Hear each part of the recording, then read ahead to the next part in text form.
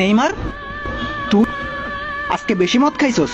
হ্যাঁ দাদা, হ্যাঁ, অনেক বেশি মদ খেয়েছি। কেন জানো? তোমাকে মারার জন্যে। তুই আমারে মারবি? আমারে কেন?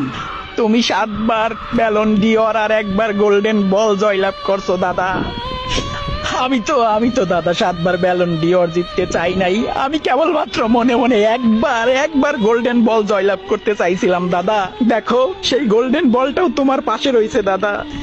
তুমি বেঁচে থাকলে আমি এটা জিততে পারবো না। তাই এখন আমি তোমাকে গুলি করে আমার আমার আমার আমার পথ পরিষ্কার করে ফেলবো দাদা। দাদা, পথ পরিষ্কার করবো দাদা। দাদা